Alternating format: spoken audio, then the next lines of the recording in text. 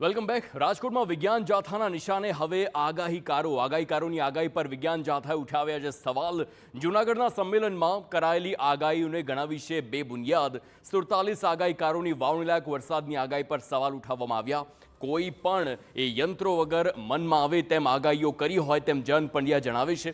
વાવણીલાયક વરસાદની આગાહી બોગસ સાબિત થઈ છે તેમ જયંત પંડ્યા જણાવે છે। આગાહીકારો વિરુદ્ધ વિજ્ઞાન જાથા દ્વારા કરાશે વિરોધ પ્રદર્શન।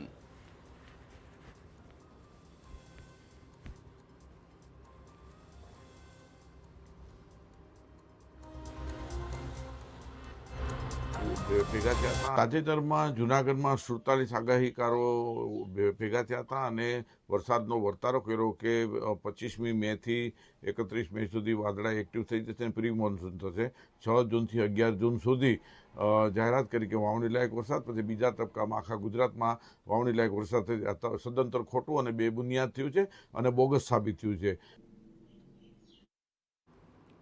તો વિજ્ઞાન જાથાએ અંબાલાલ પટેલની આગાહી પર પણ સવાલ ઉઠાવ્યા છે। અંબાલાલ પટેલ વારંવાર માગ્યા વગરની સલાહ આપતા હોય છે। અંબાલાલ પટેલ વારંવાર ખોટા પડ્યા છે। અમારી પાસે ડેટા છે કે અંબાલાલ વર્ષોથી ખોટા પડે છે। અંબાલાલની ભાષા પણ ઉંમરને લાયક સમજાતી નથી। અંબાલાલ પટેલ વારંવાર વાવાઝોડું આવશે, વરસાદ આવશે, વણમાગી સલાહો આપતા હોય છે। આ વ્યક્તિ, આ શખ્સ છે, વારંવાર ખોટા પડે છે। એની ભાષા પણ ઉંમરને લાયક સમજાતી નથી અને તથ્યહીન જ વાતો કરતા હોય છે અને અમારી પાસે ડેટા છે કે વર્ષોથી આ વ્યક્તિ ખોટો પડે છે। તો વિજ્ઞાન જાથાના ચેરમેનના આક્ષેપો પર અંબાલાલ પટેલે જવાબ આપ્યો છે। આગાહી ગ્રહોની દ્રષ્ટિએ કરવામાં આવે છે। મારે ફક્ત ખેડૂતો સાથે લેવા દેવા, ખેડૂતોના હિત માટે કામ કરું છું। ખેડૂતો ના પાડશે ત્યારથી આગાહી બંધ કરી દઈશ।